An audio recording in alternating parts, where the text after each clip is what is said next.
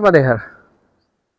मैं अभी मैया नर्मदा के खंड के अद्भुत तीर्थ, जिसे कभी वेद व्यास जी ने स्वयं स्थापित किया था, जहां पर दो महत्वपूर्ण तीर्थ हुआ करते थे। एक वेद व्यास द्वारा स्थापित वेद व्यासेश्वर महादेव, और दूसरे कहीं पूरब की भाग में जब अश्विनी कुमार जी आए थे, उनके द्वारा स्थापित अश्विनी कुमार का वैद्यनाथ तेजोनाथ तीर्थ।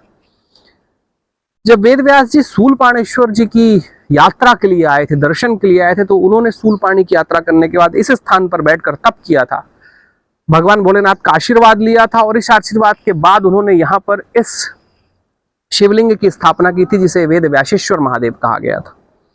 दूसरी कहानी इस क्षेत्र की कि जब अश्विनी कुमार जी लोग यहाँ पर आए थे, तो जहां पर उन्होंने वेद व्यास की तपस्या स्थली को पाया, वहीं पर बैठकर अश्विनी कुमारों ने यहाँ पर वैद्य होने का आशीर्वाद पाया था। यही वो जगह थी जहां से उनको देवताओं के वैद्य के होने का आशीर्वाद भगवान शिव मैया नर्मदा ने दिया था। दो महत्वपूर्ण तीर्थ एक जगह पर, लेकिन दुर्भाग्य है कि मनुष्य की बढ़ती हुई घटनाएं और मैया नर्मदा के खंडों में आज जो भी कुछ कारण हो रहा है, इस जगह पर जब मैं पिछले साल आया था तो ये मंदिर पूरी तरीके से ठीक था। यहाँ पर बैठकर मैंने पूजा की थी। वहां जो दोनों शिखर आपको दिखाई दे रहे हैं, उन दोनों शिखरों की तरफ भी मंदिर एकदम ठीक थे। लेकिन आज दशा ये है कि पीछे हमने देखा कि इंद्रेश्वर महादेव का तीर्थ लगभग अब कुछ बचा नहीं। जब मैं यहाँ पर आया तो जहां पर मैं पूजा करके गया था, अब उस पूजा की जगह की ये मंदिर लगभग वेद व्यासेश्वर जी कब तक स्थापित रहेंगे ये मैया नर्मदा जाने। मंदिर पूरा टूट गया है, भगवान जी के अलंकरण अभी भी है। तेजोनाथ वैद्यनाथ जी का आधा मंदिर ढह चुका है, मुझे पता नहीं कब वो चला जाए। ये दुर्भाग्य है कि जिन तीर्थों को लाखों सालों की व्यवस्थाओं ने भी बना के रखा हुआ है, लाखों सालों की व्यवस्थाओं के कारण भी ये तीर्थ जस के तस बने रहे, केवल मंदिरों के आवरण बदलते रहे, उसको आज के मनुष्य ने, आज की हमारी जो तथाकथित प्रगतिशील जो बातें हैं, उसने तीर्थों के आधार को, स्तंभ को कमजोर कर दिया है।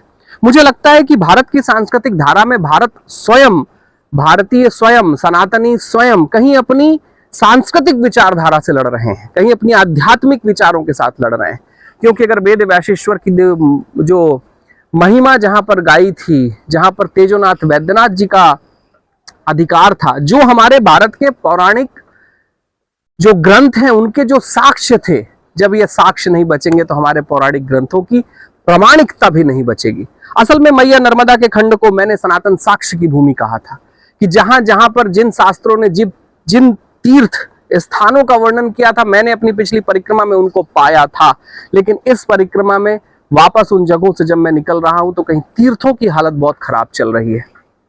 मध्य प्रदेश के लगभग तीर्थों में एक बड़ा परिवर्तन आया।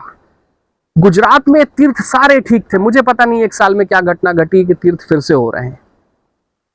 एक बड़ी महत्वपूर्ण घटना है कि ये जो तेजोनाथ वैद्यनाथ जी का जो तीर्थ है और जो वेद व्यासेश्वर जी का तीर्थ रहा है, इसकी महिमाओं का देवताओं ने गान किया था।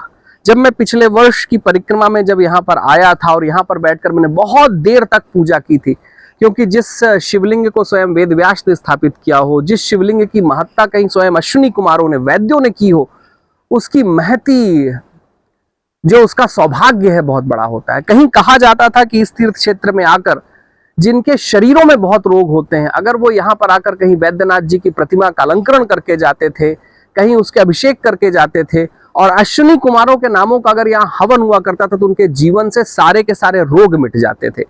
वेद व्यास जी की महिमा का है कि यहाँ भारत के सनातन ग्रंथ के जितने भी लेखक रहे हैं, जिन्होंने सनातन ग्रंथों को रचा, कहीं उनके ऊपर कोई टिप्पणियां की, आदि शंकराचार्य जी भी यहाँ पर आए थे, क्योंकि वेद व्यास यहाँ पर आए थे।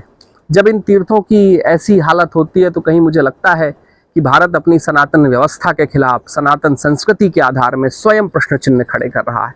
आने वाली पीढ़ियां अगर इन मंदिरों को नहीं देख पाएंगी, और कहीं जो आज मैं कहानी कह रहा हूं उनको नहीं सुन पाएंगी, तो क्या अपने शास्त्रों के ऊपर आत्मीयता के साथ आस्था रख पाएंगी? ये प्रश्न मैया नर्मदा का खंड आज एक संक्रमण के दौर से है। अगर आज हमने इस संक्रमण के दौर को बचा लिया, तो हम आने वाले भविष्य में भी भारत के सनातन शास्त्र के प्रति, सनातन साक्ष्य को जीवंत रख पाएंगे। तो आज इस वेद व्यास जी की, वेद व्यासेश्वर महादेव से, कहीं तेजोनाथ के दिव्य तीर्थ से आज का नर्मदे हर।